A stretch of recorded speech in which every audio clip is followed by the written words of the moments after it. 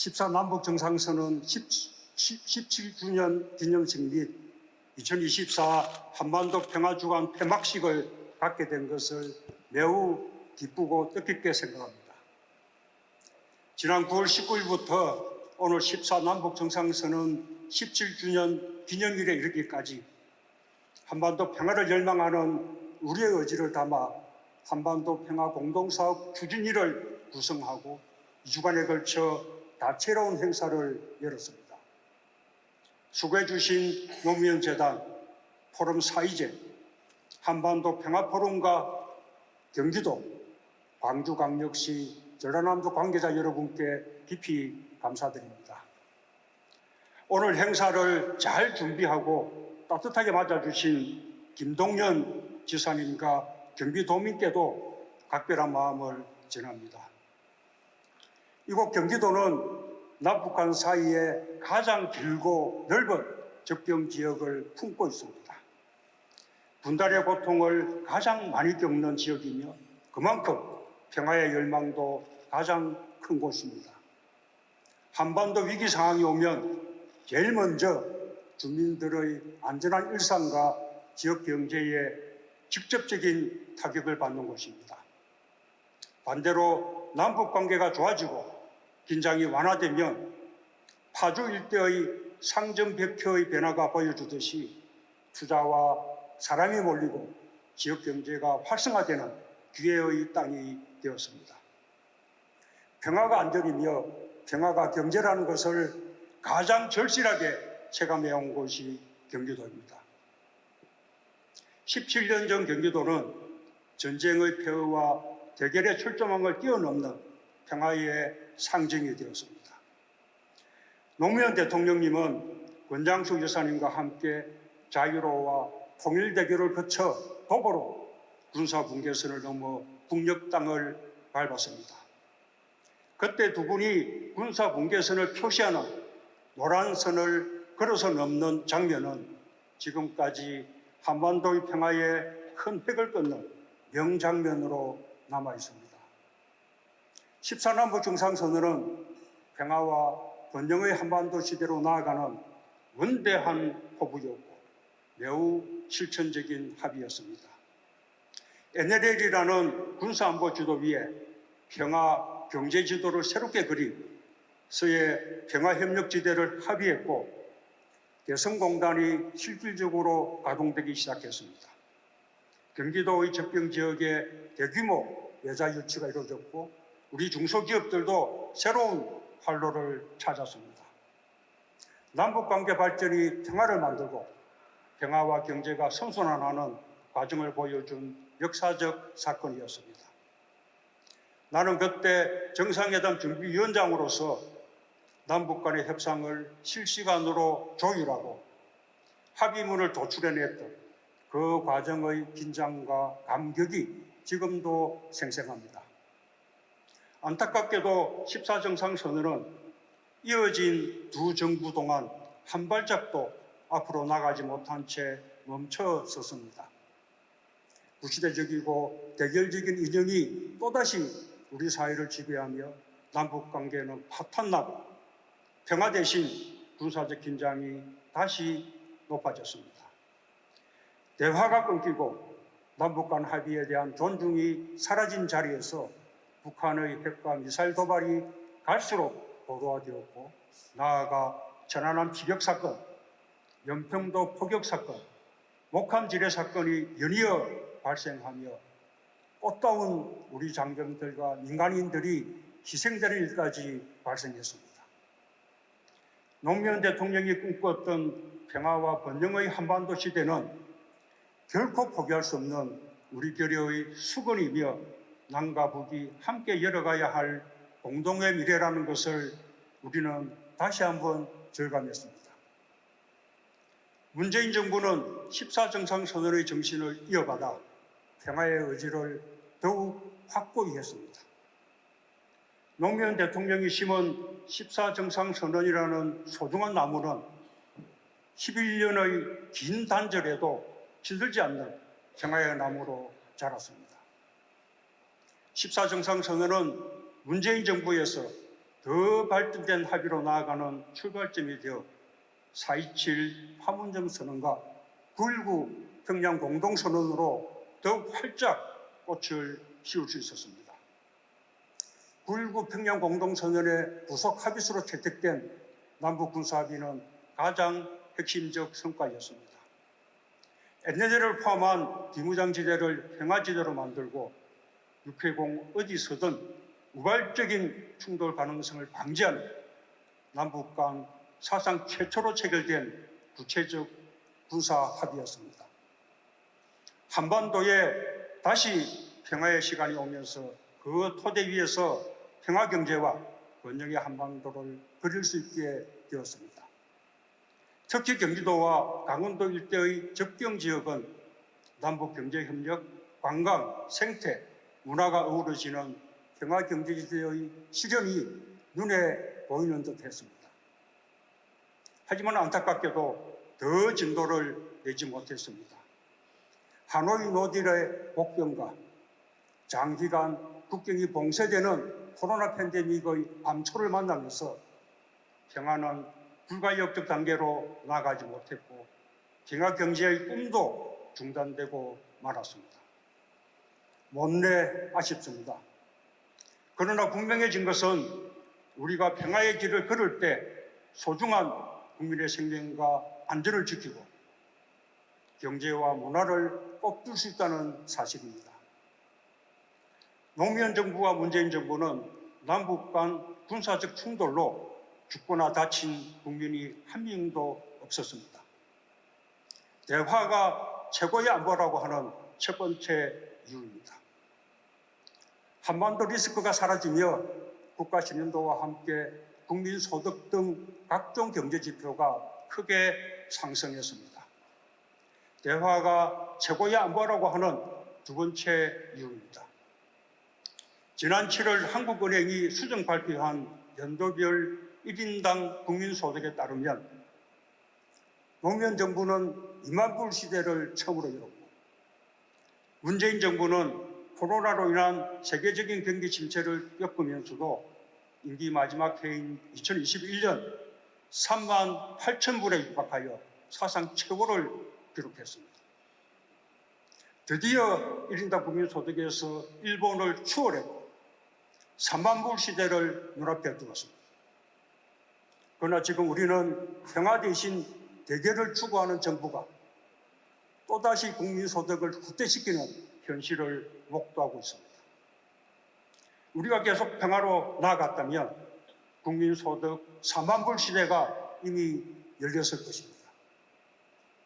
물론 국민소득이 최고의 가치는 아닙니다. 민주주의, 인권, 복지, 문화, 안전, 생명, 생태 등 소득 못지않게 국민들의 삶을 행복하게 만드는 데 필요한 소중한 가치들이 있습니다. 그러나 그 가치들도 평화의 기반 위에서만 발전할 수 있습니다. 그런 까닭에 민주주의 지수와 언론자유 지수, 의료와 복지 수준, 국민 안전과 국가 청렴도 등의 지표에서도 김대중, 노무현, 문재인 정부에서 이루었던 상승이 지금 다시 추락하는 현실을 우리가 겪고 있는 것입니다. 특히 한반도의 평화의 기운이 넘칠 때 냉정적 사고와 흑백 논리 대신 다양성이 존중되고 창의성과 역동성이 촉진되며 문화가 더욱 융성해졌습니다. 김대중 정부에서 6.15 남북 공동선언에 발맞춰 영화를 비롯한 한국 문화의 르네상스가 시작되었고 노무현 정부에서 한류가 꽃을 피웠습니다.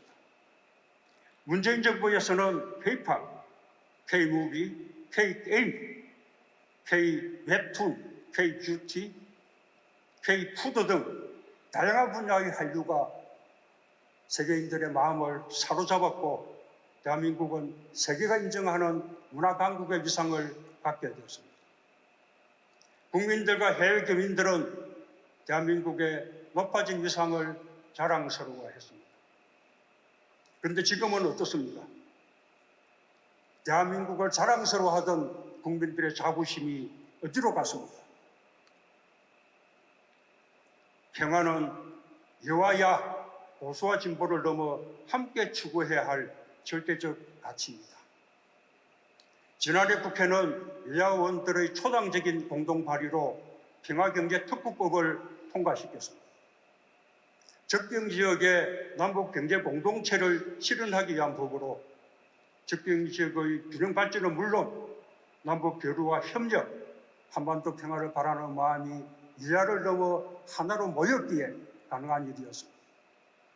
평화경제의 실현을 위해 우리가 함께 마음을 모을 수 있다는 것을 보여주는 모범적인 사례라고 생각합니다. 지금 한반도 상황이 매우 위태롭습니다. 한국 전쟁 이후 최악의 위기 상황입니다.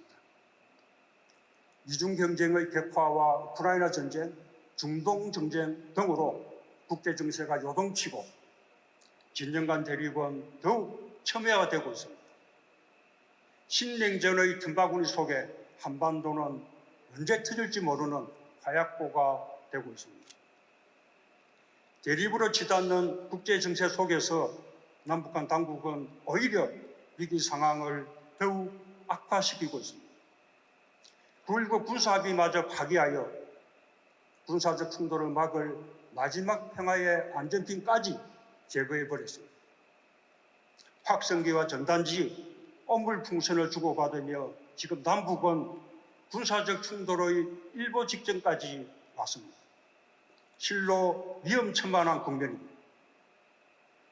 적대적 두 국가론과 자유의 북진이라는 흡수 통일론은 마치 마주보고 달리는 열차와 같습니다.